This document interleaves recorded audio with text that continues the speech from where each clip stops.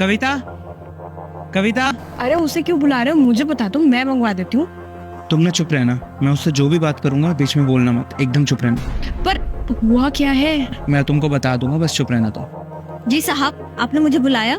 हाँ कविता, मुझे एक बात बताओ, हम तुमको पगार कितनी देते हैं? साहब 15,000 रुपए। 15,000? साहब, मुझसे कोई गलती हुई है क्या?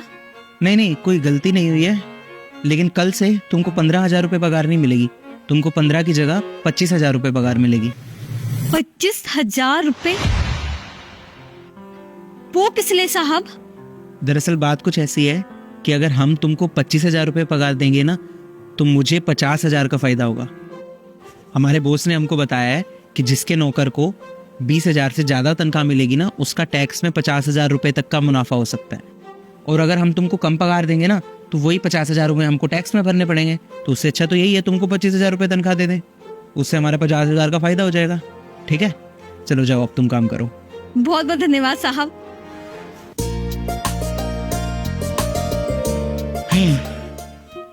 अरे सुनो तो सही।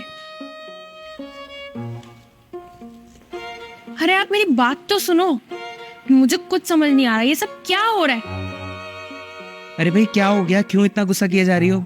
एक बात बताओ, तुमने उसकी पगार जस्ट डबल के अराउंड कर दी और उसके बाद तुम मुझसे पूछ रहे हो क्या हो गया? ऐसे कैसे तुम उसकी पगार बढ़ा सकते हो? उसने ऐसा कौन सा काम कर दिया जो तुम उसकी पगार बढ़ा रहे हो? और ये टैक्स का क्या इशू है? तुम किसको पागल बना रहे हो? ऐसे करने से कौन सा टैक्स बचता है? ये बात तुमको पता है ना कि ऐसा करने से टैक्स नहीं बचता है, मुझको पता है, लेकिन कविता को तो नहीं पता ना। देखो तुम क्या करना चाहते हो, मुझे अभी तक ये समझ ही नहीं आया। प्लीज मुझे समझाओगे? तो बात ऐसी है कि उसको ना पैसों की जरूरत थी, तो मैंने जानबूझकर उसकी पगार थोड़ी सी बढ़ा दी ताकि उसको पता भी ना चले। लेकिन तुमको कैसे पता कि उन्हें पैसों की जरूरत है? कल जब मैं घर आया था ना ऑफिस से। हेलो, क्या ये भी नौकरी चली गई? बच्चों की स्कूल की फीस भरनी है, घर का खर्चा भी चलाना है। मेरी जो पगार मिलती है वो तो माँ के इलाज में चली जाती है। अब कैसे करेंगे ये सब?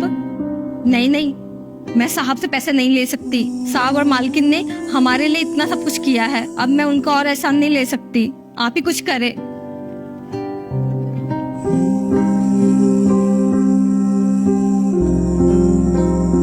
तो इसलिए मैंने जानबूझकर उसकी पगार बढ़ा दी ताकि उसकी थोड़ी सी हेल्प हो सके। तो तुमने उनकी सीधा पगार क्यों नहीं बढ़ाई? ऐसे टैक्स वैक्स की बातें क्यों करी उनके सामने? यार मैंने तुमको कितनी बार बताया है कि किसी की हेल्प करनी है तो इस तरह से करो कि उसको पता भी ना चले और उसकी हेल्प भी हो जाए। अगर वो चाहती तो हमसे सीधा आके मांग सकती थी ना, लेकिन वो नहीं चाहती थी कि हम उस पर एहसान करें, क्योंकि वो अपने हक की कमाई खाना चाहती थी। इस तरह से उसको ये लगेगा कि हमने अपने फायदे के लिए उसकी पगार बढ़ाई है और उसकी हेल्प भी हो जाएगी। लेकिन जो भी किया ना, सीरियसली बहुत अच्छा किया।